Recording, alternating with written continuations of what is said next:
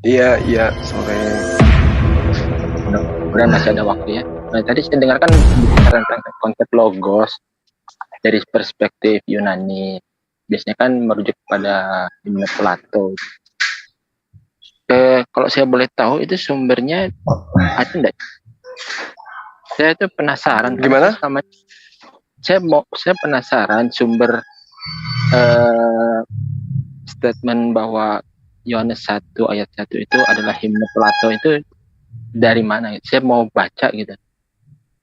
Himne itu saya mau baca gitu. Oh, belum dapat himne dia. Iya. Feedback. Iya, halo. Halo. Tes. Ya, silakan.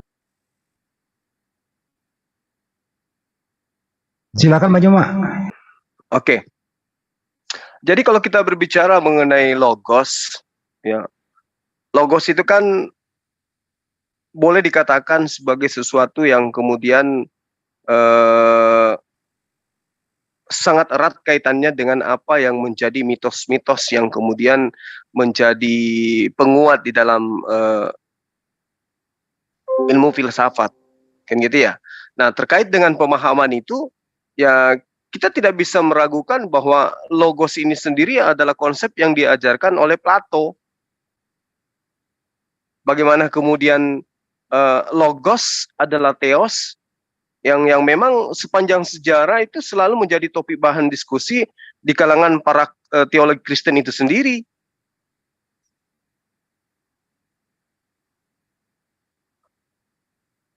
Ya. Gitu loh yang saya pahami.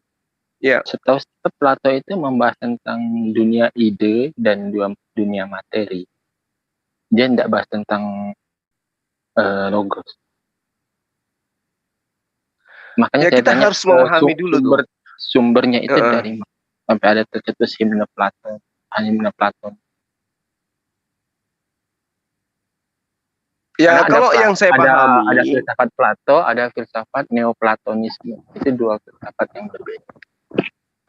Ya, jadi yang saya pelajari, yang saya pahami ya, bahwa logos ini itu ya setidaknya berasal dari konsep filsafat Yunani, karena Yohanes ini memang dianggap dipengaruhi oleh dunia Helenistik di dalam penjabaran surah-surahnya. Makanya saya katakan bahwa penulis daripada kitab Yohanes itu bukan murid Yesus, bukan Yohanes anak Zebedeus. Itu yang saya pahami, meski hal ini ya kemudian berseberangan dengan pemahaman teman-teman Kristen.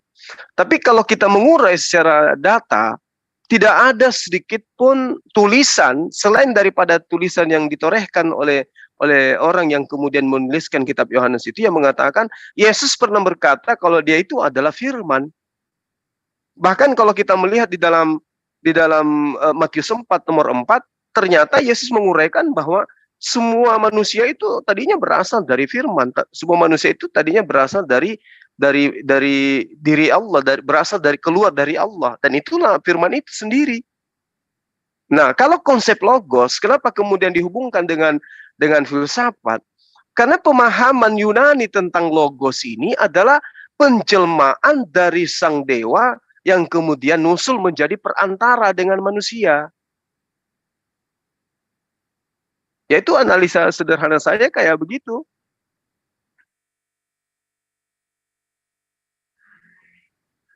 Oke, Bang Tim. Iya.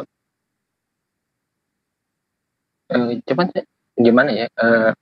Jadi dasar argumen Anda itu berupa opini pribadi gitu. Karena saya butuh data valid nih. Himne Platonya itu yang ada di Google lah, kita cari di Google. Ada di Google. Ada. Bisa tampilkan enggak? Ya, coba Bang Handi mungkin bisa bantu saya. Iya, di Google ya. Karena sejauh yang ini dengerin dulu, makanya saya bacain aja, nggak bisa saya screen. Saya bacain ya. Dengerin. Kalau himne Platonis itu bunyinya begini. Pada mula, sebentar mana ya? Sebentar. Ayat ini berasal dari himne Platonis yang diperkenalkan oleh cendekiawan Yahudi bernama Philo kepada bangsanya, yang bunyi kalimatnya, pada mulanya adalah logos atau firman. Logos itu bersama-sama dengan Allah dan firman itu berasal dari Allah. Penyalin kitab Yohanes kemudian mengadopsi himne ini dan menempatkan sebagai pembukaan Injil Yohanes. Lalu merubah kalimatnya. Logos itu berasal dari Tuhan menjadi firman itu adalah Tuhan. Itu yang dirubah. Gitu Pak. Sumbernya ada di ya himne Platonis Yunani kan tinggal lu buka apa bunyinya. Bukan yang kamu bacain lu. Maksudnya tuh kan ada naskah-naskah yang iya naskah lu buka di Google bunyi himne Platonis Yunani seperti apa. Bunyinya begitu. Coba kamu tampilin deh. Saya udah cari soalnya. Gimana sih? Di Stanford. Iya, bentar sabar. Gua kalau saya screen gelap nggak apa-apa lah. Bentar ya, gua perlihatkan sementara. Nih. Ini ya. Himne ini sebagai tuh pada mulanya adalah ini nih ya, saya ini. Ini aslinya nih. Pada mulanya adalah logos atau firman. Logos itu bersama-sama dengan Allah dan firman itu berasal dari Allah. Sedangkan di Yohanes nggak ada berasalnya, dihapus ini berasal. Oke? Itu kan dari Facebook di. Iya, tapi lu buka aslinya itu juga sama bunyinya. Tidak mungkin orang mau ngarang. Mana lo? Saya tutup dulu ini ntar kolap. Bisa jadi orang yang ngarang atau itu opini pribadi dia. Kagak, himne Platonis Yunani di dunia ini begitu bunyinya. Nah. Begitu. Coba aja cari. Karena sejauh yang saya pahami ya, ada perbedaan konsep logos dari Philo dan konsep logos yang diutarakan oleh Yohanes. Begini aja deh. Logos yang diutarakan oleh Philo itu lebih tepat di apa ya?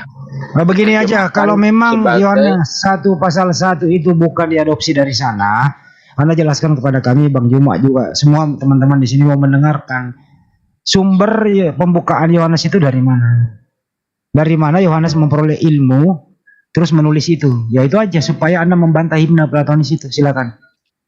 Dari inspirasi Roh Kudus. Waduh, inspirasi Roh Kudus. Bagaimana itu Bang Juma? Segala tulisan yang diilhamkan oleh Allah. Yeah. Ya, diinspirasikan, diilhamkan oleh Allah, oleh Roh Kudus. Gimana tuh Bang Juma kalau begitu?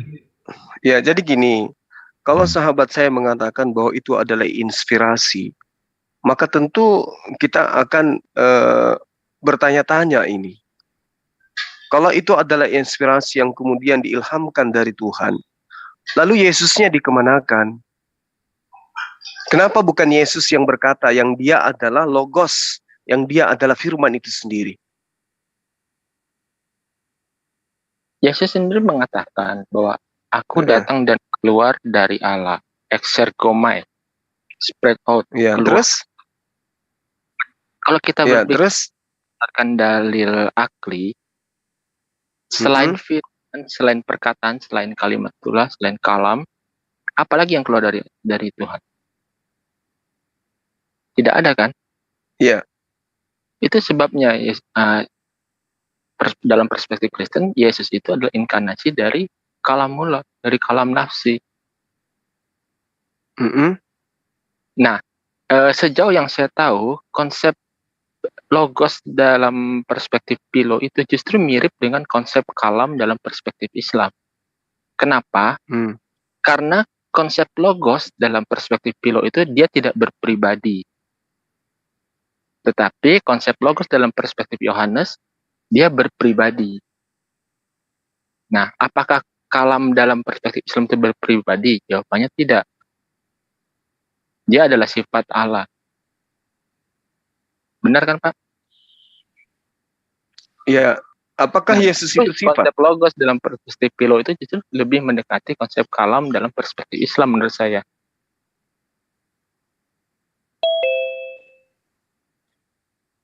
Silakan Bang Jim. Oke, jadi gini, ketika Anda mengatakan bahwa konsep logos itu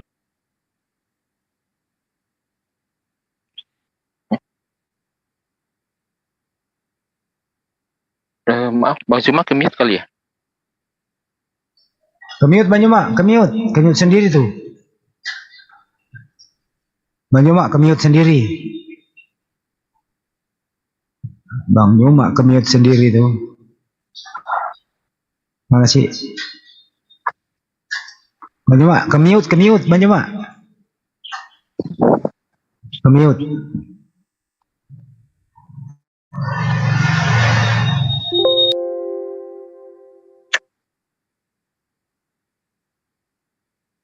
Kemiut Bang Juma.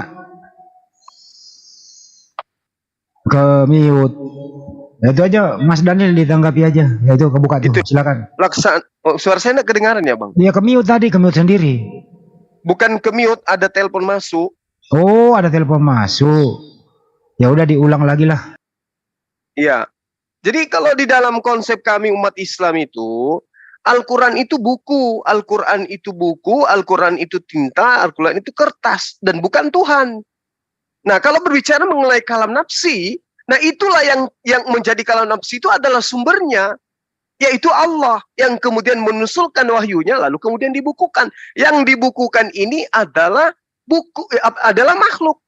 Yang dibukukan ini, yang membentuk buku ini adalah makhluk. Dia kertas, dia tinta.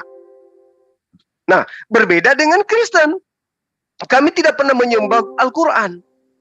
Kalau di Kristen, logos, firman, itu yang kemudian secara mentah-mentah berubah menjadi manusia. Sehingga manusianya pun dianggap sebagai Tuhan. Ini seirama dengan konsep ketuhanan Plato sebagai jiwa alam semesta yang diajarkan oleh filsafat Yunani. Sementara Al-Quran itu tidak begitu. Al-Quran itu adalah kalamullah, oke. Berasal dari diri Allah. Jadi dia itu adalah kalam nafsi, betul. Lalu kemudian kalam majasnya adalah Al-Quran itu sendiri yang bukan Tuhan. Tapi muatan daripada apa yang termaksud dalam kitab Al-Quran itu adalah kalamullah. Itu adalah kalam nafsi. Ide, gagasan, kehendak, ya, untaian daripada keinginan-keinginan sang Tuhan. Nah, bagaimana dengan Yesus? Yesus itu makhluk yang kemudian dituhankan, yang berasal daripada kehendak Tuhan. Kehendak Tuhannya yang diterima oleh Yesus, yaitu berupa firman yang dikatakan dalam Yohanes 17:8, itulah yang harusnya menjadi kalam nafsi dan kalam majas. Kalau Yesus ini levelnya sama seperti baginda Rasulullah Muhammad SAW. Nah, kenapa kemudian dia bisa menjadi Tuhan? Kenapa dia menjadi Tuhan? Karena dia diurai berdasarkan filsafat himne Plato. Maka dia menjadi Tuhan bagi orang Romawi, bagi orang Yunani. Itu loh yang saya katakan, bahwa dia asalnya dari situ. Nah, sekarang coba Anda lihat itu surat-suratnya Paulus. Itu ditujukan kepada siapa? Orang-orang Yahudi kah atau orang-orang non-Yahudi? Di mana mereka yang ditujukan ini adalah jelas penganut ajaran ya mitologi Yunani, Romawi. Makanya dikatakan surah Roma ditujukan kepada orang-orang Roma. Ya kan? Dan surat-suratnya yang lain itu ditujukan kepada jemaat-jemaat. Kenapa surah-surah Paulus ditujukan kepada jemaat-jemaat? Memang sudah ada jemaat di situ? Ada, tapi jemaatnya apa? Bukan jemaat-jemaat yang dihasilkan dari pengajaran Yesus, tapi jemaat-jemaat yang sudah dihasilkan dari pengajaran ya kekaisaran Romawi, yang memang mereka ini memiliki konsep kepercayaan dari turun-temurun dari nenek moyang mereka tentang theos yang nuzul menjadi makhluk. Nah, itu loh yang kemudian perlu dipahami dengan baik. Jadi apa yang kami pahamkan, apa yang kami sampaikan, apa yang menjadi dasar pijakan dalam berargumentasi itu dasarnya kuat, karena memang mitologi Yunani itu jelas sekali mereka memiliki pemahaman eksistensi Tuhan itu, Tuhannya mereka bisa berubah, bisa berinkarnasi menjadi makhluk. Gitu. Bang Zuma, saya ingin membacakan satu ayat dari Kisah Para Rasul 17 ayat 18. Ya, atau dari ayat 16. Paulus di Athena. Sementara Paulus menantikan mereka di Athena, sangat sedih hatinya karena ia melihat bahwa kota itu penuh dengan patung-patung berhala Karena itu di rumah ibadat ia bertukar pikiran dengan orang-orang Yahudi dan dengan orang-orang yang takut akan Allah. Dan di pasar setiap hari dengan orang-orang yang dijumpainya di situ. Dan juga beberapa ahli pikir dari golongan Epikuros dan Stoa bersoal jawab dengan dia. Dan ada yang berkata, apakah yang hendak dikatakan si Peleter ini? Tapi yang lain berkata, rupa-rupanya ia adalah pemberita ajaran dewa-dewa asing. Sebab dia memberitakan Injil tentang Yesus dan tentang kebangkitannya. Dari ayat ini kita bisa mendapat satu kesimpulan bahwa ajaran yang diajarkan oleh Paulus itu berbeda dengan filsafat Yunani. Karena di situ jelas Paulus bertentangan, berselisih pikiran, pendapat dengan para pengajar Stoa dan Epikureanisme. Nah, lalu mengenai konsep logos yang tadi kita bahas, saya akan share screen.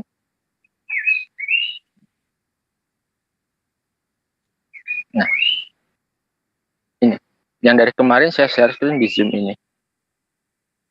Ketika kita bicara tentang Allah Tritunggal, kita masuk dalam teologi proper. Di situ ada Allah Bapa, Allah Putra, dan Allah Roh Kudus. Allah Bapa adalah Yod-Heh-Vah-Weh, Allah Putra adalah Logos, dan Allah Roh Kudus adalah Roh Kudus itu. Di dalam ranah Tritunggal itu tidak ada Yesus. Yesus itu adanya di sini, di inkarnasi ini. Inkarnasi dari Logos, bukan inkarnasi dari Yod-Heh-Vah-Weh, bukan inkarnasi dari Roh Kudus. Tapi murni inkarnasi dari Logos. Ketika ada yang mengatakan bahwa Yesus itu adalah Yod-Heh-Vah-Weh, atau Yesus adalah Roh Kudus, dia masuk dalam golongan Sabellianisme atau Oneness di zaman sekarang, bukan Tritunggal. Yesus ini kalau dalam Yesus ini adalah makhluk. Dia mempunyai awal. Dilahirkan dari rahim perawan Maria. Tetapi Logos yang ada dalam Yesus itu kadim. Dia kalam nafsi.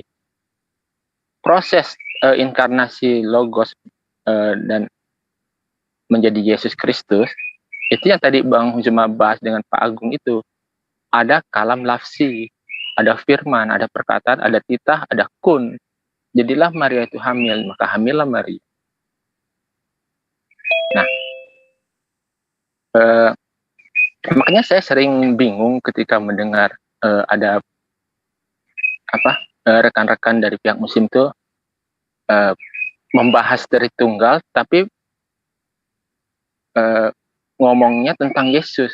Ini seperti membahas tentang kalamullah yang kadim, kalam nafsi Allah yang kadim, tetapi yang dibahas itu musaf. Lalu kalian berkata, katanya kadim, kok ada awalnya, kok munculnya dari percetakan, kok bisa lapuk, bisa musnah, bisa terbakar. Nah, itu loh ketidakpahaman, kesalahpahaman kalian terhadap doktrin ini. Kalau mau bicara tentang Tritunggal, bicara tentang Allah Bapa, Allah Putra, Allah Roh Kudus. Kalau mau bicara tentang Kristologi, bicara tentang Logos dan Yesus. Itu dua doktrin pokok yang berbeda. Begitu Bang Zuma. Iya, jadi sebenarnya apa yang saudara uraikan ini, ya terkait dengan Logos itu sendiri, kan pada mulanya itu sudah pada jelas itu ya kan, bagaimana kemudian Yesus itu sendiri datang mengajarkan dirinya sebagai utusan Tuhan. Tapi kemudian ajaran ini berubah beberapa pengajaran di mana Yesus itu dikatakan sebagai firman yang kemudian adalah Allah itu sendiri, dan Allah bersama-sama dengan firman, dan firman itu adalah Allah, dan firman itu telah menjadi manusia. Berarti Allah yang menjadi manusia. Nah, inilah yang saya katakan, ini adalah pemahaman konsep Logos yang dimiliki oleh penganut-penganut Trinitas awal mula. Coba Anda lihat bagaimana kemudian satu abad setelah Tertullian, apa yang terjadi di sana? Ada pengikut Arius, ya, yang kemudian mengakibatkan banyak pertentangan, yang mana pertentangan ini kemudian menyebabkan Kaisar Konstantin mengadakan sidang Oikumene, iya kan?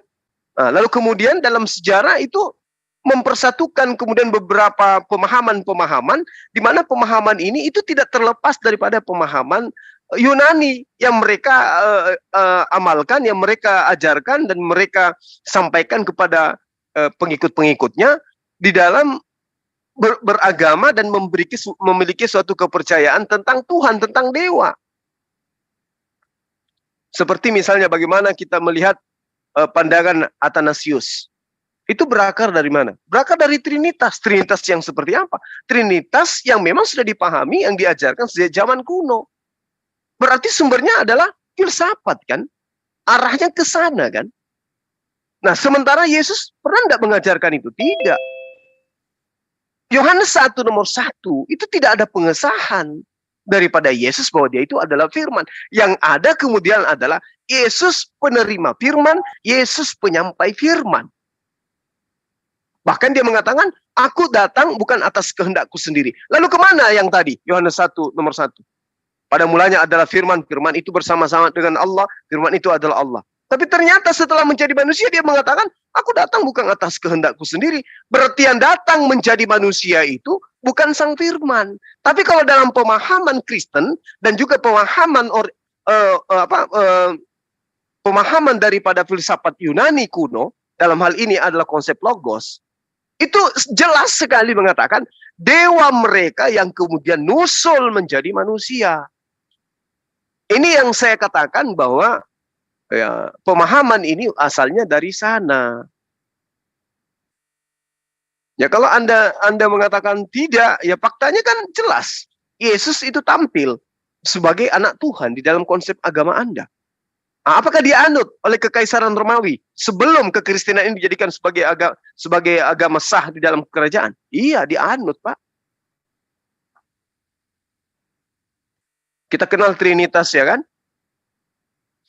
Theos pertama merupakan theos yang tertinggi di alam semesta. Theos kedua, ya mereka sebut jiwa dari alam semesta. Dan theos ketiga mereka sebut dengan roh. Apakah itu berkesesuaian dengan ajaran Kristen? Sama. Gak ada bedanya. Sumbernya? Ya sumbernya baca aja. Bagaimana filsafat Yunani? Oh, kita kan ini orang belajar. Ya, filsafat Yunani itu kayak mana ketika mereka berbicara tentang apa? Berbicara tentang konsep ketuhanan mereka. Kan konsepnya sama. Nah, sekarang kalau kita cari tahu kemana ajaran nenek moyang mereka saat ini?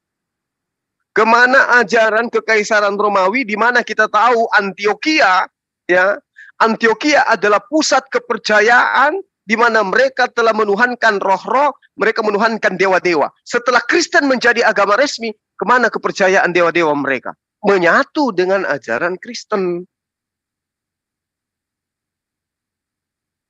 Makanya jangan heran kalau hari ini Anda masih merayakan tanggal 25 Desember. Jangan heran kalau Anda ibadah hari Minggu. Jangan heran kalau alkohol dan babi itu menjadi bagian daripada agama Anda. Karena itu memang adalah satu hal yang tidak bisa dipisahkan dengan keyakinan orang-orang Romawi Yunani. Inilah yang kemudian diambil dari kitabnya orang Yahudi, kemudian dimasukkan ke dalam konsep pengajaran mereka, yang menjadi satu agama itu. Antara konsep filsafat dan konsep agama itu disatukan.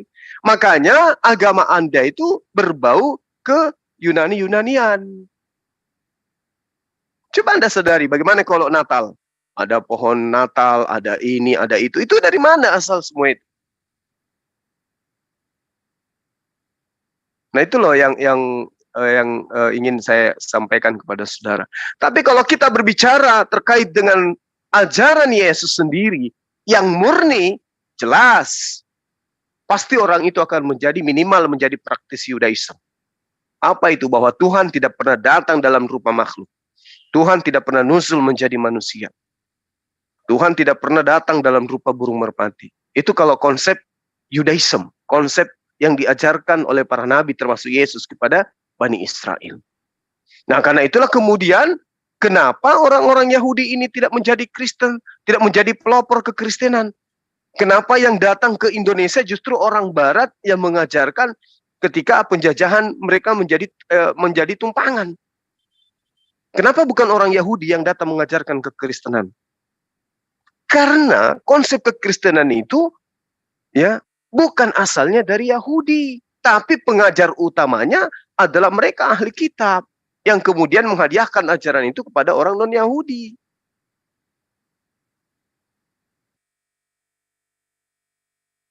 Coba aja Anda telusuri lebih jauh.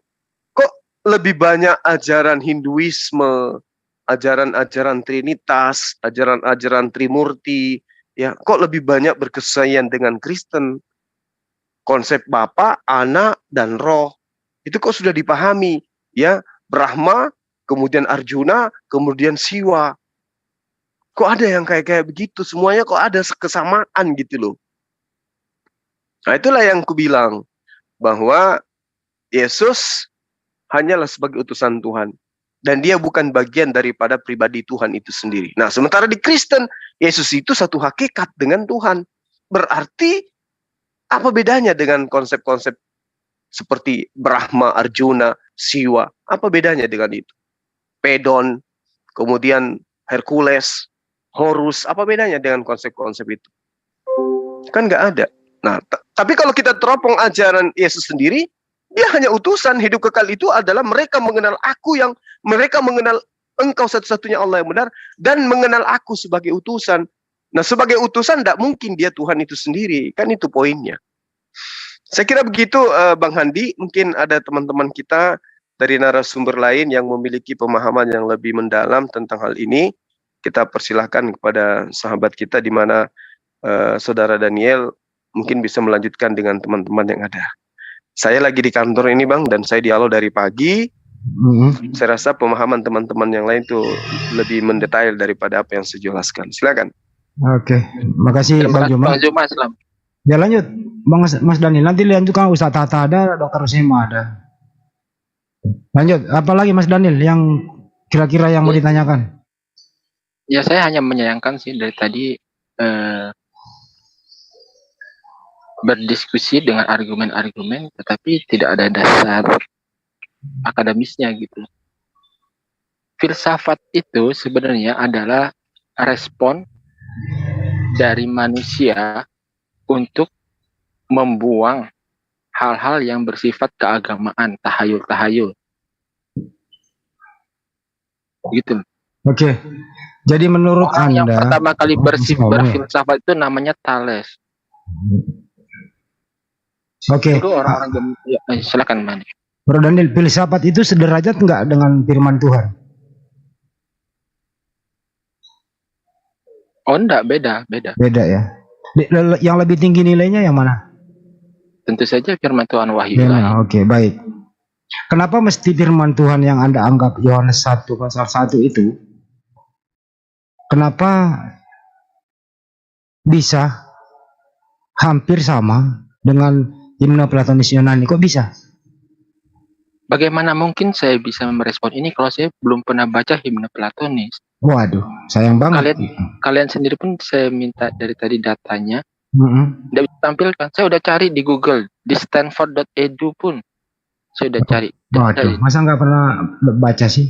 Liriknya seperti apa saya tidak pernah. Kayak begitu tadi yang saya tampilkan. Kita tidak bisa menyimpulkan satu ideologi, satu pemahaman dari sepenggal himne.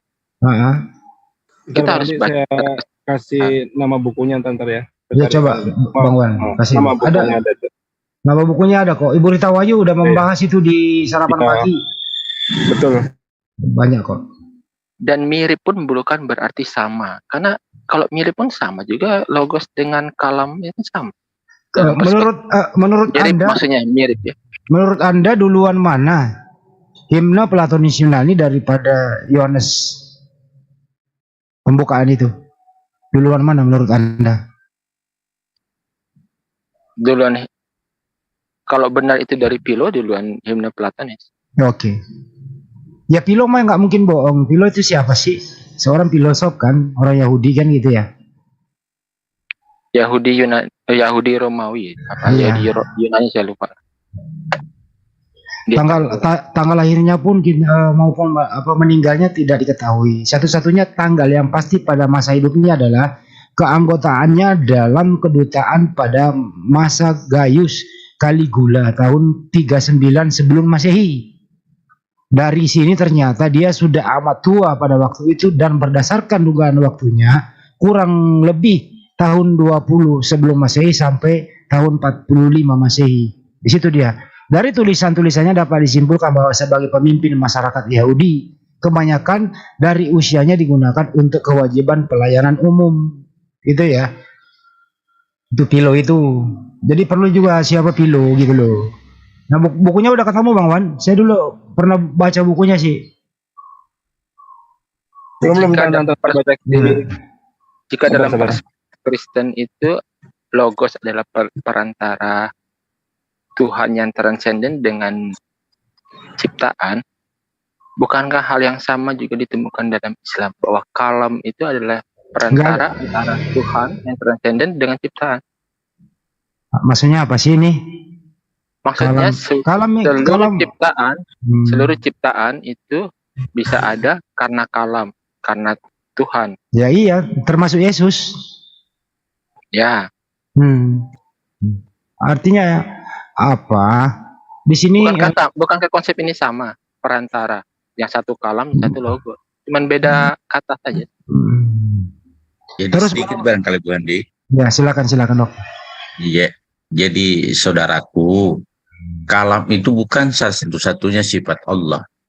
Jadi ada sifat irada, karena Allah berkehendak. Biarpun dia berkehendak, kalau bukan maha kuasa, maha kodrat, halik, sama maha pencipta. Jadi semua sifat-sifat itu menyatu dalam diri Allah, kadim bersama Allah Subhanahu wa Ta'ala. Bukan hanya kalam. Jadi kalau saudara mengatakan bahwa seakan-akan firman itu satu-satunya sifat Allah, pada Allah maha ilmun, maha mengetahui, Allah maha mendengar, Allah maha melihat, Allah maha pengampun. Banyak. Jadi bagaimana Allah mengetahui sesuatu? Contoh saja saudaraku, di dalam suatu daerah ada yang minta hujan dan ada yang minta kemarau. Allah tahu apa yang terbaik buat hambanya, sehingga turunkan hujan. Seperti itu. Jadi jangan menganggap bahwa Allah itu sifatnya cuma satu, berfirman. Allah maha tahu, Allah maha melihat, Allah maha mendengar, Allah maha mencipta, gitu. Jadi sifat Allah yang 20. Maaf, potong Pak Dokter. Ya, seperti Benar. itu. Kita hanya berfirman, gitu. Ya, maaf Pak Dokter, ini saya mau menyampaikan bukunya. Bukunya itu bernama The Confession of Santa Agustin. Bisa Tulis di didengar? chat. Tulis saya di tulis chat, di chat saudara. aja ya. Oke. Iya. Saya tulis di chat ya. Oke. Lanjut Pak Dokter, lanjut. Jadi begitu, Bung Daniel. Jangan menyamakan seakan-akan firman itu, kalam itu hanya satu-satunya sifat Allah. Mana sifatnya yang lain? Maha melihat, maha mendengar, maha mengetahui, maha berkehendak, maha kuasa, maha adil, maha dari segala-galanya. Nah, kalau cuma berfirman, kan cuma satu dari seluruh sifat-sifat Allah. Maka kalau begitu, sepertinya bahwa Allah itu cukup hanya firman saja, tanpa mengetahui siapa yang berdosa, siapa yang berbuat baik, siapa mengetahui hambaku butuh apa di sini, butuh apa di sini, kan gitu. Bisa dipahami Mas Dani, supaya saudaraku tidak salah dalam menilai dalam konsep Islam, saudaraku ya. Oke. Seperti yang dikatakan Bu Handi tadi, gitu. Baik, Sama Dok, seperti yang dikatakan Bu Handi. Iya, silakan Bu Handi. Ya, ini saya jelaskan kembali ya. Saya sih cuma nggak bisa saya screen ini aja ya. Jadi penyalin kitab Yohanes itu ini bener nih ayat atau berasal dari himne Platonis Yunani ya, yang diperkenalkan oleh cendekiawan Yahudi bernama Philo kepada bangsanya, yang bunyi kalimatnya nih: pada mulanya adalah logos dalam kurung firman. Logos dalam kurung firman itu bersama-sama dengan Allah dan firman itu berasal dari Allah. Penyalin kitab Yohanes kemudian mengadopsi himne ini dan menempatkan sebagai pembukaan Injil Yohanes. Lalu merubah kalimat logos itu berasal dari Tuhan menjadi firman itu adalah Tuhan. Pencaplokan ajaran Platonis oleh penyalin Injil Yohanes ini dijelaskan oleh Bapak Gereja Santo Agustinus dalam buku Book the Platonis, the had been translated, atau saya translatekan saja ke bahasa Indonesia. Buku filsafat Platonis yang telah diterjemahkan dari bahasa Yunani ke bahasa Latin. Walaupun tidak sama persis, tetapi jalan pikirannya sama, didukung dengan berbagai argumen bahwa pada mulanya adalah firman dan firman itu bersama Tuhan dan firman itu adalah dari Tuhan. Segala sesuatu dijadikan oleh Dia firman dan tanpa firman tidak ada yang dijadikan. Boleh Anda baca catatan kaki Alkitab The New Statement of the New American Bible menyatakan bahwa Yohanes 1 pasal 1 sampai 18 bukanlah bagian Injil Yohanes melainkan karya lepas yang kemudian dimasukkan menjadi pembuka kitab Yohanes tersebut. Seterusnya kemudian Yohanes 1 sampai 18 pembukaan ini merupakan himne berbentuk syair. Ini ada kata mungkinnya, kalau ini saya nggak, mungkin berasal dari karya bebas yang kemudian baru dikutip dan diedit untuk berperan sebagai pembuka Injil. Jadi seharusnya Injil Yohanes 1 berawal dari ayat 19 gitu ya. Jadi Anda boleh baca itu catatan kaki Alkitab The New Statement of the New American Bible. Kira-kira begitu, Bro. Jadi kami ini baca artikel loh ya. Ini artikelnya Mas, artikel ada. Jadi kami baca, kami tidak ngarang, gitu ya. Dan terserah Anda mau percaya mau enggak. Yang jelas kami juga hanya membaca loh, tidak mengintimidasi dan tidak mengambil kesimpulan. Kira-kira begitu. Iya. Dari artikel itu justru saya mendapati bahwa konsep logos yang dianut oleh Philo itu cocoknya dengan kalam, konsep kalam, bukan dengan konsep logos yang dianut oleh Yohanes. Ya benar, berbeda. Di situ ada dirubah karena ada kata berasal. Di Yohanes 1 hilang berasalnya. Firman itu berasal dari Tuhan. Di Yohanes 1 pasal 1 itu firman itu konsep kalam dan dikit lagi supaya saya nggak salah. Di himne itu firman itu berasal dari Tuhan. Kalau di Yohanes 1 yang Anda sekarang pakai, firman itu adalah Tuhan, berasalnya hilang. Itu intinya di sana. Iya, betul. Berarti yang cocok dengan yang sama dengan konsep Philo itu Islam atau Kristen? Ya Islam lah. Karena firman itu pasti berasal dari Tuhan. Oke. Karena kalau manusia jadi, yang bicara, yang terpengaruh filsafat Yunani. Kenapa ada alasannya?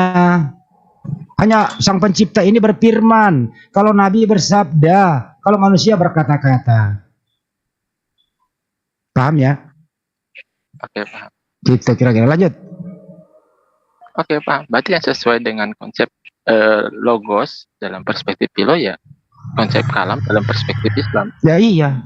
Karena konsep logos dalam perspektif Yohanes itu dia persoalannya semua manusia normal mengatakan Sang Pencipta itu berfirman, bukan Sang Pencipta itu adalah firman sebagaimana yang tertulis di Yohanes itu pembukaan. Kan itu dia aneh perbedaannya. Makanya saya tanya yang sebenarnya cocok dengan filsafat Yunani itu Kristen atau Islam? Ya Islam itu. Di sana kan jelas. Nah, kenapa persoalannya ini duluan ini ada? Kenapa Yohanes itu menghilangkan kata berasal? Nah, mari kita cek Yohanes 1 ini sumbernya dari mana? Apakah Yohanes menerima firman dari Sang Pencipta? Tentu tidak.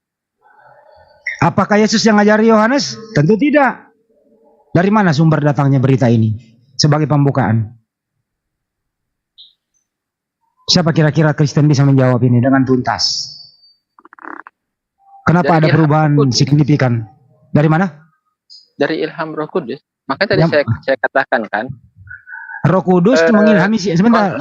konsep logos atau kalam Iya, sebentar. itu mirip tapi tidak sama. Ya, Roh Kudus mengilhami siapa? Rasul Yohanes dong tentu. Jadi Roh Kudus mengilhami Yohanes menulis. Iya. Bukan Yesus yang ngajarin?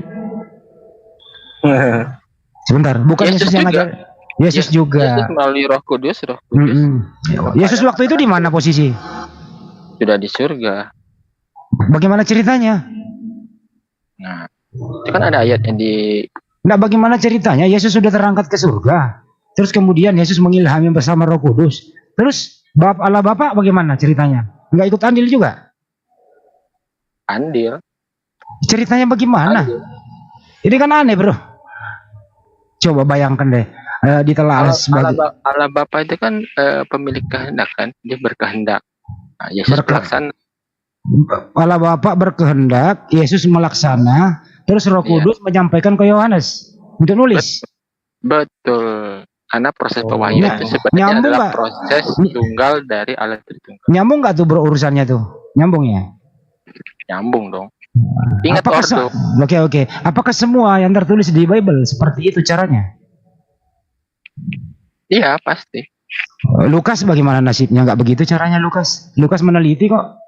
Lukas meneliti dan mengumpulkan segala informasi. Tetapi waktu proses penyaringan, mana informasi yang sesuai dengan Injil keselamatan dan mana yang tidak, itu dibantu secara adikodrati oleh kuasa Roh Kudus.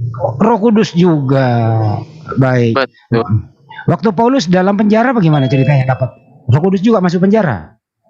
Ya sama. Roh Kudus kan itu beyond apa? Melampaui ruang dan waktu. Iya kan Paulus di dalam penjara nulis surat nih. Iya, dia kan adikodrati Roh Kudus. Berarti Roh Kudus mendatangi Paulus di dalam penjara menulis.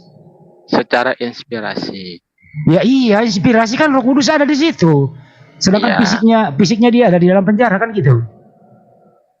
Fisiknya Paulus iya. Iya. Nah, waktu Paulus menganiaya murid, Roh Kudusnya udah ada belum? Belum, itu kan belum. Enggak, salah. Sejak lahir itu dalam kandungan itu Paulus udah ada Roh Kudusnya. Ya is oke lah bro, ini agak sulit loh ngejelasinnya. Ya nggak apa-apa, hari ini saya nggak mau mempersulit orang. Saya hanya pengen diskusi santai aja. Bagaimana Bang Wan, ada yang mau disampaikan? Masih lanjut juga yang tadi. Masih. Pak Juma masih ada kesempatan habis ngopi, silakan. Iya, jadi gini, Bang Wan mungkin ada yang ingin disampaikan. Enggak ada. Gerunda, lanjut Gerunda. Silakan. Iya. Nyimak. Jadi gini, kalau Anda mengatakan bahwa konsep dari Plato yaitu berkesan dengan pengajaran Islam, ya kita lihat konsep ketuhanannya dulu, karena ini berbicara mengenai konsep ketuhanan, berbicara mengenai logos, berbicara mengenai Yudaism, Kristen, Islam, kaitannya dengan filsafat, kaitannya dengan logos, itu berbicara mengenai konsep ketuhanan. Nah, kalau kita berbicara mengenai konsep ketuhanan, Anda jangan minta. Maaf Bang Juma, salah. Ya. Konsep perantara, bukan konsep ketuhanan. Lah kan, ya itu dia makanya. Kan sekarang Yesus Anda anggap sebagai Tuhan kan? Dari mana konsep ini kemudian muncul? Yang tadinya perantara, yang tadinya logos, pada mulanya adalah firman. Ketuhanan Yesus itu berbeda dengan ketuhanan Tritunggal. Dari mana kemudian Yesus bisa dikatakan Tuhan kalau bukan dari konsep filsafat? Kalau bukan dari konsep logos ini, dari mana datangnya? Di dalam kitab suci kami, khususnya di Perjanjian Baru, Anda tidak akan temukan satupun ayat yang mengatakan bahwa Yesus itu ilah. Tetapi selalu dikatakan Yesus itu tapi roh. Dia dijadikan Tuhan. Kisah para Rasul 2 nomor 36 itu apa? Iya, roh. Loh, gimana ceritanya? Yesus adalah Tuhan. Itu jelas di dalam kitab Kisah Para Rasul. Seluruh kaum Israel harus tahu dengan pasti bahwa Allah telah membuat Yesus yang kaum salibkan itu menjadi ilah. Menjadi Tuhan. Menjadi kurios. Iya, kurios itu dalam bahasa. Kurios. Ini jelas dikatakan menjadi Tuhan. Kurios, Gimana tuh? bukan Theos. Tidak pernah jabatan Theos itu dialamatkan kepada Yesus. Bahkan Paulus sendiri pun Gimana? mengatakan tidak pernah jabatan Theos itu dialamatkan kepada Yesus. Bahkan Paulus Terus sendiri kalau mengatakan kata bagi tauton kita itu hanya apa ada maksudnya? sebentar. Bahkan Paulus sendiri pun mengatakan bagi kita hanya ada satu Theos, yaitu Allah Bapa, dan satu Kurios, yaitu Yesus Kristus. Nah, terus Iya, makanya Yesus itu jadi Yesus nggak ini pernah apa? jadi Theos. Ini akan menggiring Anda kepada konsep filsafat Yunani. Jadi Yesus itu apa? Bukan Theos. Bukan, dia itu kalau dalam bahasa Arab tuh ya kalau bukan Rob ya Sayyid. Oke. Nah, lalu bagaimana kemudian pemahaman Anda terhadap bahwa Yesus itu adalah anak Tuhan? Karena dalam diri Yesus kan ada Logos. Logos itu keluar, exergomai, keluar dari Allah Bapa. Karena dia keluar, dalam bahasa kitab suci itu disebut dengan istilah diperanakan di dalam kekekalan. Itu sebenarnya dia disebut anak Allah. Karena dia keluar dari Allah gitu. Diperanakan. Setelah dia menjadi anak Allah, dia bagian daripada Tuhan itu sendiri kan, sehingga muncul konsep Trinitas. Dia di situ siapa? Logos atau Yesus? Ya, jelas konsep Yesusnya ini yang kemudian yang dijadikan menjadi Tuhan kan? Tadi sudah saya jelaskan, Pak Zuma. Kalau Anda mau membahas Yesus, bahaslah tentang Logos dan Yesus, tentang ilahi dan manusia. Tidak bahas tentang Yahweh atau Roh Kudus. Oke. Kalau baik. Mau bahas tentang kalam nafsi yang kadim, bahaslah tentang kalam nafsi yang kadim yang masuk dalam sifat ma'ani. Jangan bahas tentang kalam. Sekarang bagi Anda, Yesus itu siapa? Bagi Anda, Yesus itu siapa? Dia Tuhan saya, Raja saya, Mesias saya. Nah, apa berbeda ketika orang-orang Yunani, ketika orang-orang India mengatakan bahwa Arjuna atau apa yang menjadi konsep iman mereka itu adalah Tuhan dalam rupa manusia? Apa sama? Beda atau sama? Saya tidak bisa mengatakan itu karena saya belum mempelajari konsep Hinduisme. Saya tidak mau beropini atau. Tapi Anda menyembunyikan pengetahuan umum ketika Anda mengatakan saya belum mempelajari, tetapi orang kita, orang Indonesia itu memahami kemudian bagaimana Shiva, bagaimana Wisnu, bagaimana kemudian Osiris, bagaimana Isis, bagaimana Horus, itu kita sudah tahu. Adalah sebuah upaya untuk membodoh-bodohi diri sendiri kalau tidak tahu Tuhan tiga serangkai, Brahma, Shiva, Arjuna, dan Wisnu. Nah, ini dipahami oleh agama Anda. Tiga serangkai, Osiris, Isis, dan lain sebagainya itu baru muncul tuh tahun 2008 di film Z Case. Oh, Anda keliru. Anda harus belajar banyak berarti. Jadi sejarah yang tidak baik yang muncul kemudian dalam pemahaman murid-murid Yesus itu sama sekali tidak pernah diajarkan. Sejarah tentang Tritunggal itu nggak pernah diajarkan. Munculnya kemudian penyelewengan, penyimpangan dari ibadah sejarah sejati yang diajarkan kemudian secara sejarah ditorehkan kembali, itu jelas adanya pengaruh-pengaruh yang diajarkan, yang dianut oleh orang-orang terdahulu. Bagaimana kemudian mereka memahami Tuhan itu, dewa mereka itu nuzul menjadi manusia. Masa Anda mengatakan 2018, masa Arjuna itu baru muncul gitu? Sementara agama tertua di atas muka bumi ini adalah agama Hindu, di mana mereka memahami Brahma, Shiva, dan juga Wisnu. Masa Anda mengatakan baru 2018? Gimana itu? Anda salah paham. Maksud saya, penyamaan antara konsep Tritunggal dengan Trimurti, dengan Osiris, dengan dewa apa tuh dari Makedonia itu saya lupa. Itu baru muncul tuh di film Z Case tahun 2008. Cocok logi itu loh. Oh enggak, memang sejak adanya Trinitas. Kalau Anda bilang sejak kapan Yesus dianggap sebagai anak Tuhan? Sejak kapan? Baru 2008 gitu maksudnya? Bang Zuma. Sorry saya baru. Kalau Anda berkata tidak, please speak by data. Data apa yang Anda inginkan? Yesus disebut anak Tuhan itu sejak kapan? Berikan kepada saya teologi Hindu tentang konsep Trimurti. Baru kita bisa cocokkan, bisa kita comparekan apakah itu Anak cocok baru dengan lahir tadi Trinitas. pagi aja tahu sejarah Hindu itu bagaimana mereka menuhankan Brahma, kemudian Nuzul menjadi Siwa, kemudian menjadi Wisnu. Anak kecil baru kemarin aja tahu itu, Bos. Masa Anda baru mau belajar hari ini? Brahma nuzul menjadi Siwa. Speak by data, please. Speak by data, please. Lebay. Sekarang kalau Anda tidak mengetahui bahwa pemahaman Hinduisme itu memahami 3 dewa, itu Anda tinggal di mana selama ini? 3 dewa, 3 serangkai itu berbeda dengan konsep Tritunggal. Apa bedanya? Saya nggak bisa. Ya, Coba terangkan kepada saya apa bedanya. Oke. Anda mengatakan tadi Anda tidak belajar tentang Trimurti, tapi sekarang Anda membeda-bedakan. Sementara Anda tidak pernah belajar. Sekarang saya tanya, antara Siwa dan Wisnu, mana yang merupakan logos, mana yang merupakan roh? Siwa yang menjadi logos. Mana buktinya? Lah, Siwa ini kan bentukan daripada buktinya, Arjuna itu sendiri. Speak by data. Arjuna itu manusia kan? Ya, Arjuna manusia. Dia penjelmaan dari siapa? Saya tidak tahu. Brahma. Makanya belajar. Setelah Arjuna itu terangkat, muncul kemudian roh yang bernama Wisnu. Bagaimana dengan pengajaran Kristen? Berbeda jauh. Apanya yang beda? Roh Kudus Wisnu. Dalam Tritunggal Yesus itu, Arjuna. Bapak Brahma. Anda tahu Brahma itu artinya apa? Bapak.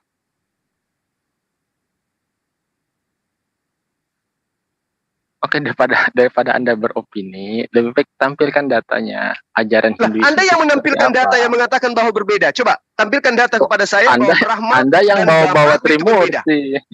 Anda yang bawa Trimurti. Lah, ini orang belajar dari mana ini orang? Kok kamu itu di mana selama ini? Masa nggak ngerti tentang Trimurti? Heran saya.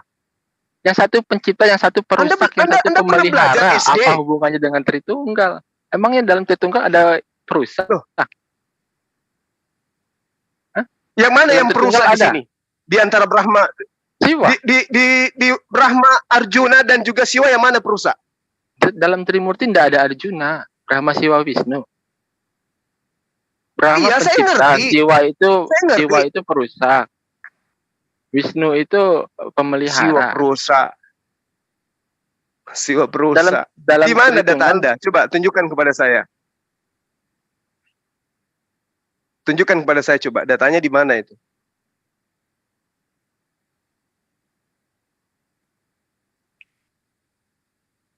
Jadi begini kawan. Tuh. Di seluruh dunia zaman purba pun ada Brahma itu pencipta, Wisnu itu pemelihara, Siwa itu pelebur. Jadi gini, ya. Hancur. Berbicara mengenai agama-agama tertua di dunia, itu tidak bisa terlepas daripada Trinitas, Trimurti. Itu nggak bisa tuh. Ya, jadi kalau Anda mengatakan sekarang Trinitas itu berbeda dengan Trimurti, penyebutannya berbeda. Konsep ketuhanannya itu sama. Di seluruh dunia purba, itu kita tahu bagaimana kemudian di Babel waktu itu. Ya, mereka mempersembahkan sembahan-sembahan mereka kepada dewa-dewa. Dan itu juga dikelompokkan dalam 3 rangkaian. Nah, pengaruh ini kemudian muncul dari mana? Dari Mesir, dari Yunani, dari Roma. Apa Anda ingin mengingkari juga bahwa Mesir kuno itu mengajarkan Trinitas? Yunani mengajarkan Trinitas. Romawi mengajarkan Trinitas. Apa Anda tidak tahu juga itu?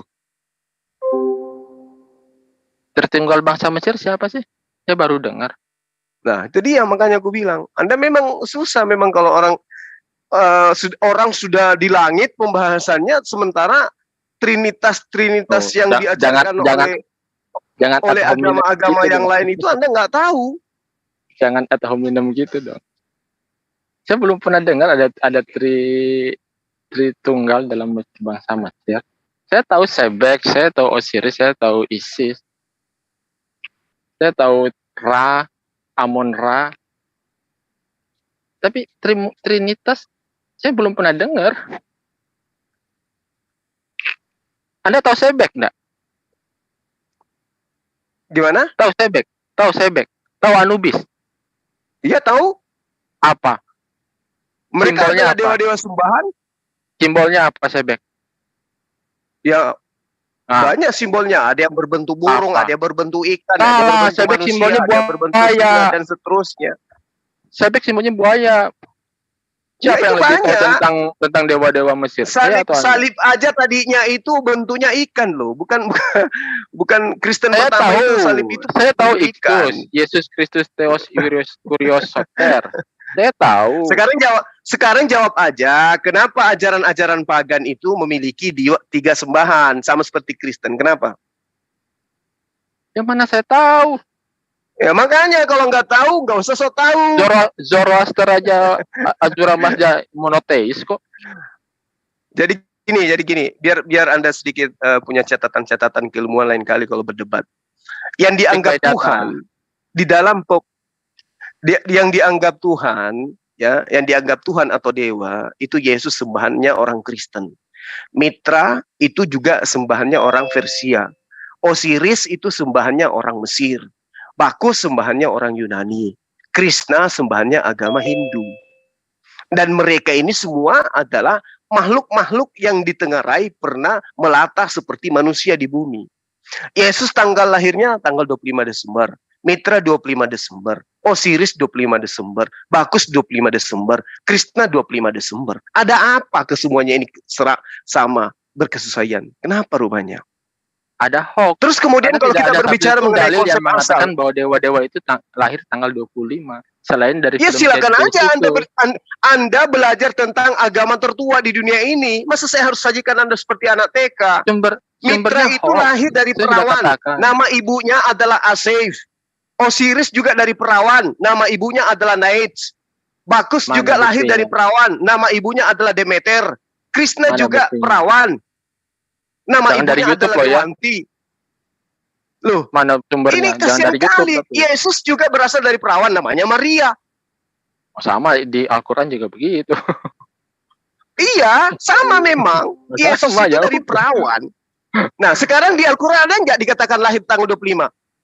Ya, ada nggak kemudian di Al-Quran Yesus itu adalah Tuhan, sembahan? Ada nggak? Di data dewa-dewa India, dewa-dewa Persia, dewa-dewa Mesir, nggak ada juga yang mengatakan bahwa mereka itu lahir tanggal 25. Selain dari film Zeitgeist itu dan hoax yang beredar di internet. Ada. Anda belajar lebih dalam lagi. Yesus itu dianggap Mesias, Mitra dianggap perantara, Osiris dianggap pembebas, ya, Kristen dianggap sang penyelamat. Yesus paling share screen mati dibunuh, Osiris mati dibunuh, Bakus mati dibunuh, Krishna mati disalib. Apalagi Yesus mati menebus dosa, Mitra menebus dosa, Osiris mati menebus dosa, Bakus mati menebus dosa, Krishna menebus dosa manusia. Apalagi Yesus bangkit hari ketiga, Mitra bangkit hari ketiga, Osiris bangkit pada hari ketiga, Bakus juga 3 hari dari pembunuhan dia juga bangkit. Kemudian Krishna juga demikian. Yesus oknum Trinitas, Anak, Bapa, Roh Kudus. Mitra juga adalah tridewa. Ya, Mitra Ahirman dengan apalagi satu? Mitra Ahirman, lupa saya. Kemudian Osiris itu juga adalah oknum dari tridewa. Osiris, Isis, Horus. Bakus juga tridewa. Bakus, Apolos, Jupiter. Krishna juga trimurti. Brahma, Shiva, Krishna, dan seterusnya. Kedatangannya menjelang kiamat. Mitra menjelang kiamat. Osiris menjelang kiamat. Itu kesesuaian yang sama kayak beginilah yang saya katakan bahwa pengajaran Kristen itu asalnya dari filsafat Yunani. Gitu. Anda korban hoax. Oh, nggak bisa. Ini sejarah. Kalau nggak bisa, itu sejarah yang tidak bisa kemudian Kalau itu sejarah, tampilkan datanya. Dari tadi saya minta data. Oh, saya tidak punya kewajiban untuk itu. Anda mau percaya sejarah mau tidak, ya itu EGP dengan Anda. Yang pasti Osiris itu Tuhan pagan Mesir. Lahir tanggal 25 Desember. Mitra Buktinya Tuhan mana? pagan Persia. Ya, Mitra Tuhan pagan mana? Persia. Lahir tanggal 25 Desember. Bakus Tuhan pagan Yunani. Lahir tanggal 25 Desember. Krishna juga demikian. Itu adalah Tuhan pagan Hindu. Lahir tanggal 25 Desember. Yesus, Tuhan pagan Kristen, lahir juga tanggal 25 Desember. Kalau Anda ingin cari lebih tahu, silakan Anda ke Gramedia, belajar di sana. Karena ini pelajaran saya sudah 10-15 tahun yang lalu. Ya Gimana? kalau itu bahan pelajaran Anda, harusnya Anda simpan dong datanya. Oh, pada masa itu belum ada belum ada prestis. Silakan tugas Anda sekarang Saya belajar. sudah selidiki itu. Itu tuh baru muncul tuh di film Z-Case. Z-Case itu mengutip Jadi Anda dua Anda tokoh, mengatakan dua bahwa tokoh anti pemahaman gereja tentang di Brahma abad Siwa Wisnu itu ke-19. baru ada kemarin sore gitu. Bukan konsep ketuhanan dewa-dewa bangsa India Hindu, bukan. Memang tersakiti sih memang. Cocok logi Memang itu, kenyataannya cocok memang logi. kayak begitu, mau kayak mana lagi coba. Saya tidak tersakiti Bang, cuma Oh, itu karena saya tahu mungkin itu hanya hoax cocologi. berarti Anda ada kekurangan berarti kalau Anda tidak tersakiti dengan konsep fakta di lapangan dengan Karena saya dengan tahu adanya yang benar Trinitas itu kayak seperti begitu. apa. Saya tahu yang benar itu seperti apa. Yang Bahkan benar kalau kayak kita mana? bicara bicara fakta. Sekarang giliran Anda menguraikan yang benar itu kayak mana coba? Hinduisme itu kayak mana, Mesir kuno kayak mana, Romawi kayak mana, coba uraikan kepada kita. Yang Anda maksud kebenaran yang Anda tahu itu yang kayak mana coba? Saya ingin tahu. Ya, misalnya nih, dewa tertinggi bangsa Romawi itu apa coba? Loh, kok jadi tanya saya? Enggak, Katanya saya mau sudah tahu tahu pemahaman Anda. Saya mau tahu pemahaman Anda. Oh, saya nggak tahu. Itu nama dewa Jupiter. Nah, Kalau terus? di Yunani dikenal dengan Zeus. Nah, terus? Ya, itu dua hal yang berbeda dengan konsep Bapa di dalam ajaran Tritunggal. Bedanya? Dewa Jupiter itu kan dia menguasai apa ya? Langit paling. Dewa langit. Bapak adanya di mana? Bapak adanya dalam entitas dia sendiri. I am that I am. Akulah aku. Itu di mana posisinya? Di bumi atau di langit? Ya, in itself, dalam pada dirinya sendiri. Udah Bang Andi, silakan Bang Andi dilanjut. Ada di dalam dirinya Bang Juma masalah. Bukan dia ada di dalam dirinya, Bang Andi. ada pada dirinya sendiri. Oh, ada pada dirinya sendiri. Ya, Jupiter ada di langit. Bapak di mana rupanya? Ada pada dirinya sendiri. Ya udah selesai kalau begitu. Oke, kalau selesai saya juga mau pamit nih. Iya. Ini dewa-dewa ini lahir 25 Desember. Banyak kok. Semua ini 25 Desember. Sama semua. Ini 25 Desember, ini 25 Desember, ini 25 Desember. Jadi 25 Desember, 25 Desember, 25 Desember, 25 Desember. Jadi Pak Dokter. Sudahlah. Tetapi itu sumber Anda tuh dari WordPress. Cobalah kasih sumber tuh dari universitas yang ujungnya itu .edu atau apa gitu. Atau misalnya dari sumber Kementerian Kebudayaan Bangsa Mesir .gov gitu. Yang resmi gitu loh. Tapi kamu percaya ya Bro Dani bahwa memang ajaran-ajaran mereka itu dewa-dewa bisa jadi manusia. Itu pasti pernah dengar kan, banyak kan? Apapun itu adalah mitologi, artinya tidak pernah terjadi, mitos. Sekarang berbeda misalnya dengan logos dan yang berinkarnasi menjadi Yesus. Gini Bro Daniel, misalnya orang mereka itu mengatakan juga bahwa firman jadi manusia itu juga tidak pernah terjadi. Kan tidak masalah juga mereka mengatakan seperti itu kan? Ya, tidak masalah. Oke, sekarang kalau kembalikan. Oke, sekarang kita kembalikan ke Yesus. Pernah nggak dia mengatakan bahwa dirinya itu seperti dewa-dewa itu bisa jelma jadi aku, Allah itu gitu? Ada nggak ucapan Yesus misalnya? Enggak. Kalau Yesus mengatakan dia adalah jelmaan Yahweh, itu dia sesat. Makanya saya tidak mau sesat. Adalah Yesus itu jelmaan dari logos. Makanya saya tidak mau sesat karena Yesus tidak pernah mengatakan seperti itu. Betul, saya setuju juga Pak Ustaz. Iya. Bingung saya ini Pak Daniel ini. Yang mana dipegang? Setuju juga katanya. Tadi sebenarnya saya tuh udah kasih contoh kan. Kalau kita mau bahas Yesus, jangan bahas Tritunggal. Kalau kita bahas Tritunggal, jangan bahas Yesus.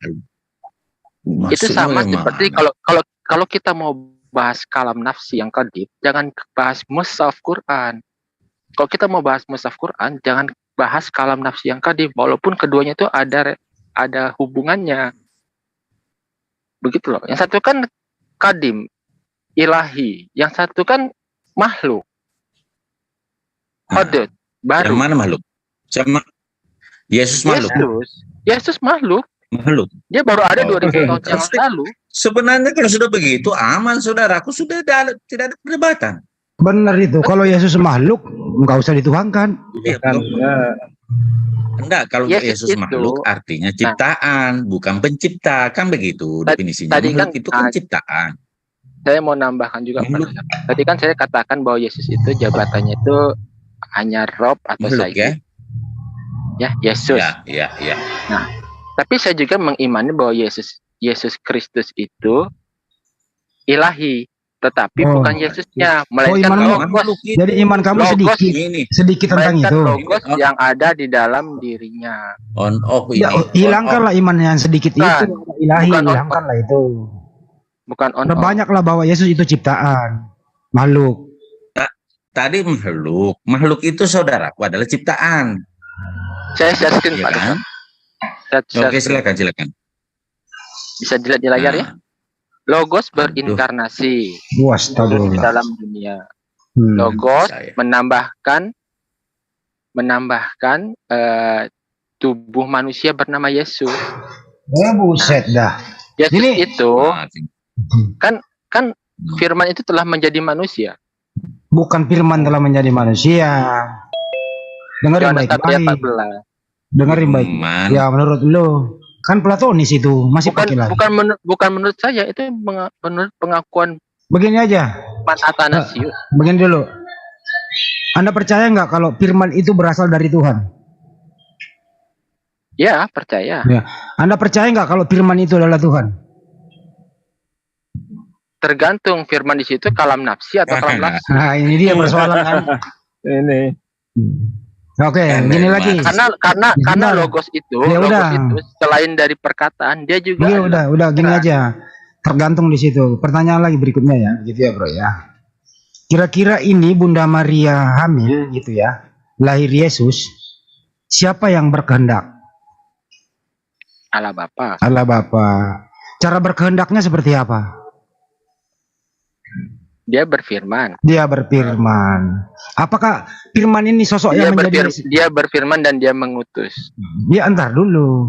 Dia berfirman. Kemudian firman ini dibawa oleh Gabriel menemui Bunda Maria, betul? Ya, itu ya, kalam lafsi ya. Ya, terus kemudian hamillah Bunda Maria. Ya. Kan gitu ya? Ya. Nah, yang berkehendak hamilnya Bunda Maria siapa? Allah Bapa. Allah Bapa. Yang dikandung Bunda Maria Yesus. Yang dilahirkan Bunda Maria Yesus. Ya udah, artinya ada yang berkehendak ingin Bunda Maria hamil tanpa seorang suami, lahirlah Yesus, kan begitu? Betul. Nah, Yesus ini adalah kehendak dari Sang Pencipta, yaitu yang Anda maksud Bapak. Betul. Nah, berarti kalau Sang Pencipta yang berkehendak, Yesus adalah cipta. Pinter. Yesus ya. Kita bicara tentang sars dan soma tubuh. Ya udah, jangan usah dipersulit. Yesus udah. Nih, saya mau share screen lagi. Ya, kalau bisa dipermudah, jangan dipersulit, Bro. Saya permudah loh. Ya, pengakuan iman Athanasius harus dipermudah. Oh iya juga sih. Lihat poin 29 yang saya lingkari. Apalagi Ia adalah Allah. Yesus Kristus adalah Allah, diperanakan dari kekekalan dari. Coba baca atasnya dulu. Allah dan manusia loh. Aduh, ada kata-kata apa itu Allah dan manusia? Ya, ini poin yang pentingnya. Ia adalah Allah, diperanakan dari kekekalan dari zat Sang Bapa. Ini bicara tentang Logos. Ia adalah Allah diperanakan, kok Allah diperanakan gitu. Nauzubillah min dzalik, Allah diperanakan, bro. Ketika kalian mendengar kata diperanakan, yang terbayang dalam pikiran kalian adalah seorang ibu yang memperanakan seorang anak. Tapi apapun ceritanya, sebentar. Apapun ceritanya, Allah diperanakan itu nggak enak ada kedengeran, gitu loh. Eksergomai deh, eksergomai. Apalagi Nil, apalagi sih? Dikeluarkan, keluar dari sang Bapa. Maksudnya Allah di Iya, Yesus Kristus adalah Allah. Ini salah juga nih kalau keluar salah semua dari, ini. Keluar dari kekekalan dari Salah semua bahasanya. Yesus bukan Allah. Salah. Yesus adalah manusia yang keluar dari begini ya, kalau mau bahasanya. Saya bilang Yesus Kristus, bukan Yesus. Yesus sama Yesus Kristus beda. Beda. Kalau Yesus itu Son of Mary. Kalau Yesus Kristus itu ada Logos. Logos plus Yesus adalah Kristus. Ada dua ya? Kenapa sih memperruwet dirinya sendiri nih, Mas? Dan ini sedang kok ada dua ya? Tidak ruwet. Kalau udah ngerti tidak ruwet. Justru ini ingin menjawab pertanyaan. Coba kalau Anda ngerti, coba jawab. Coba Anda kan ngerti nih. Coba diterangkan sesama kita di sini. Diterangkan, jangan diperruwet, dipermudah coba. Ya, nih ya. Ya, silakan dipermudah ya. Ya. Ia adalah Allah, keluar dari Sang Bapa di dalam kekekalan. Dia adalah manusia, dilahirkan dalam waktu dari zat ibunya. Yang satu bicara tentang Logos, yang satu bicara tentang manusia. Dia adalah Allah keluar dari Bapa, begitu ya? Ya. Buset, Bapak mengeluarkan Allah, gimana ceritanya nih, Pak? Bapak mengeluarkan Allah. Karena Logos itu ilahi. Ya, dengerin dulu. Ia adalah Allah keluar dari Bapa. Coba, talaah ini bahasa apa ini coba? Ia adalah Allah. Ia adalah Allah keluar dari Bapa. Yang ilahi yang mana? Yang Allah atau yang Bapa? Yang mengeluarkan atau yang itu ilahi enggak? Yang mengeluarkan atau yang dikeluarkan yang ilahi ini? Di kalam nafsi itu ilahi enggak? Gue capek. Ini aduh. Enggak, jawab aja loh. Kalam nafsi itu menurut kalian ilahi atau capek gue. Anda pakai kalam nafsi itu memang apa ada hebel gitu loh. Jangan saya loh. Iya. Nggak usah lu bawa Al-Quran dulu, ini dulu nih, lu urusan dulu nih. Jadi jangan mempersulit argumentasi konsep ketuhanan lu pinjam istilah-istilah Al-Quran, semakin ribet. Semakin ribet, bro. Karena konsep Logos dalam perspektif Yohanes itu jadi begini, bro. Konsep kalam dalam perspektif adakanlah Islam. Penjelasan menurut lu secara mandiri, sesuai dengan istilah-istilah Kristen gitu loh. Jangan pinjam istilah Islam, lu persulit diri lu sendiri gitu loh. Gitu loh, mandiri aja, mandiri, mudah dimengerti. Kalau Anda salah kita pahami kok, gitu loh. Kalau Anda kekeliruan bertentangan dengan ajaran Islam, ya kita maklumi karena memang berbeda. Tapi mohon juga menjelaskan itu supaya kita mudah mengerti, gitu loh. Ini mudah, begitu jelas kan? Ya coba ulangi lagi. Ini Bu Andis, pada secara sagas. Iya, lanjut. Iya, dokter, silakan dokter. Pak, jangan ditutup, Nil. Oh. sorry. Aneh loh itu bahasanya, aneh banget, serius.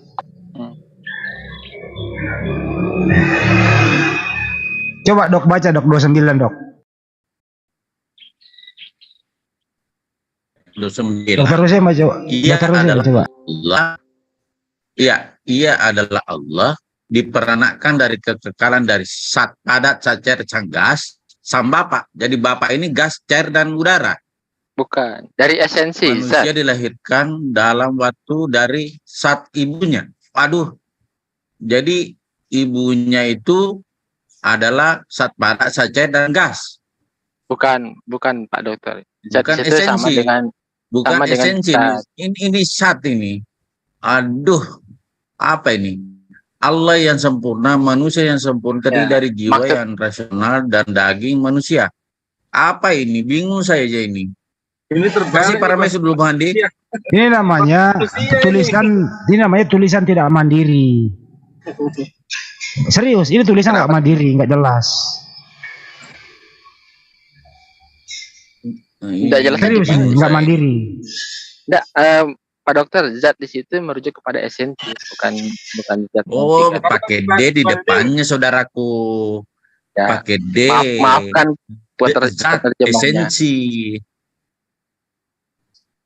Kalau zat kayak begitu ya, zat cair, zat padat itu, zatnya pakai D itu beda itu. Ya, karena salah diterima. Toh dalam Al-Quran kan sejatinya tidak ada kata zat juga kan. Zat pakai D. Iya. Zat, DJ. Karena satu Iya. D. Ya, yang mudah jangan dipersulit. Toh dalam Al-Qur'an juga tidak tertulis kata zat. Ya udah, kembali ke topik. Gini ya, mudah-mudahan Anda setuju nih. Saya permudah lagi nih. Ya, Di udah jam 5 nih, Di. Aduh. ya sekali lagi terakhir nih. Ya, lu jawab dengan tuntas. Pendek-pendek aja. Yang berkehendak atas hamilnya Bunda Maria siapa? Allah Bapa. Allah Bapa. Oke. Yang dikandung Bunda Maria siapa? Yesus. Yesus. Apakah Yesus ini ciptaan? Ya, Apakah Yesus adalah makhluk? makhluk. Oke, jelas. Artinya kalau ada ya orang menuhankan Yesus, artinya dia menuhankan makhluk. Betul apa betul? Menuhankan Yesus sebagai apa? Ya sebagai Kalau Tuhan. sebagai Rabb dan Sayyid ya tidak ada masalah. Masa menuhankan sebagai apa gitu? Sebagai Tuhan lah. Sebagai Tuhan, tapi bukan ilah ya. Kenapa? Rabb dan Sayyid. Rabb dan Sayyid. bingung ya. Tuhan itu sesembahan nih Bunda Nil ya. Iya, betul ya. Ya, betul. Jadi Iya kan? Yesus itu kalau dia Tuhan. Ketuhanan Yesus itu merujuk kepada konteks kemesiasannya, itu diberikan oleh Allah Bapa. Aduh, kemesiasan kok dituhan dulu. Mesias itu kan yang diurapi. Iya. Yang diurapi Dia kan Allah. raja. Iya kan? Nanti dia diangkat menjadi raja atas segala Enggak, raja. itu keistimewaan Tuhan. saudaraku. Semua nabi diberikan keistimewaan. Apakah Nabi Musa mampu membelah laut tidak diurapi? Tidak memberikan apa mujizat itu menurut Bunda Nil, ada yang mampu sekarang laksanakan? Ada enggak? Mujizat seperti itu? Enggak ada. Siapa yang membelah lautan? Tidak ada. Siapa? Tidak Oh, ada. Ya, karena ini karena Mas Makanya, Daniel keistimewaan. karena Mas Daniel ini udah sore, dia mau pulang kantor. Ini aja Mas Daniel ya. Tolonglah berhentilah menuhankan makhluk dan berhenti menyembah makhluk. Tuhan itu sembahan loh. Enggak Ya bisa, kan? Di. Soalnya Allah Bapa yang mau Yesus Kristus itu jadi Tuhan. Jadi Allah Bapa Tuhan. Kami orang Kristen Cinta- cuma nurutin perintah Allah Bapa. Ya, aja. jadi Allah Bapa yang Tuhan ini ya membuat Yesus Tuhan. Jadi ada dua Tuhan. Iya, yang satu Oh kan ya udah, ada Tuhan dua kan Allah Tuhan. Tritunggal. Yang satu Ya. Tuhan dalam konteks kemesiasan. Ya kalau Anda Tuhannya dua nggak ada masalah sih. Dari tadi ngomong dia ngakui dua Tuhan. Jadi selesai. Dari dulu juga saya bilang begitu. Oh jadi Anda teriteos dua nih, Tuhan. Pro. Oh iya. Wes lah. Ya udah. Dua Tuhan. Udah, Dari paham satu kita. pertanyaan saudaraku. Teman. Ya. Ya udah clear kita hormati aja lah itu. Hormati itu. Ternyata Tuhannya. Iya. Kita hormati Mas Daniel. Artinya gitu aja. Tuhannya dua. Oke, Nggak apa-apa. oke. Kita nggak boleh menghina loh ya. Ya. Enggak, Bang Daniel, sebentar. Siap, Sebelum siap, ini, siap. Bang Daniel backgroundnya teknik atau ekonomi atau apa Bang Daniel? Boleh tahu nggak? Saya desain. Desain. Oh, Desain desain berarti. Oh, Oke. desainer. Ya. Oke, makasih Tapi saudaraku. bukan desainer baju loh. Kita berdialog lebih lanjut. Ya. Pak. Grafis ya. Oke. Thank you. Sekali-kali desain dong logonya di Celebes Channel ya. boleh sih. Jangan. Oke, saya tutup dulu. Atau Dokter Uslema deh sekali-sekali. Yang jelas jangan didesain lagi baca Yesus itu. Kalau mau desain yang bagus ya. Enggak, itu kan hanya ekspresi Oke. seniman aja. Saudara-saudaraku. Aslinya enggak ada yang Silakan ditutup Pak Dokter. Oke, saudara-saudaraku sekalian di mana saja berada. Demikian dialog kita dengan Bung Daniel dari Kekristenan. Alhamdulillah beliau ini santun dan bersahabat. Kita saudara sebangsa dan setanah air. Mari kita sama-sama mengambil pelajaran dari semua perdebatan ini sehingga nanti insya Allah saudara-saudaraku yang Muslim lebih mempertebal iman. Saudara-saudara yang Kristen ini juga kalau sepakat dengan Bunda Nil silahkan, itu tidak ada paksaan dalam beragama. Akhirnya kami dari JCC bersama Amir dan seluruh tim yang ada mengucapkan terima kasih dan mohon maaf, dan kita akhiri dengan ucapan wabillahi taufiq wal hidayah. Wassalamualaikum warahmatullahi wabarakatuh. Waalaikumsalam warahmatullahi wabarakatuh. Sampai jumpa. Ya, jangan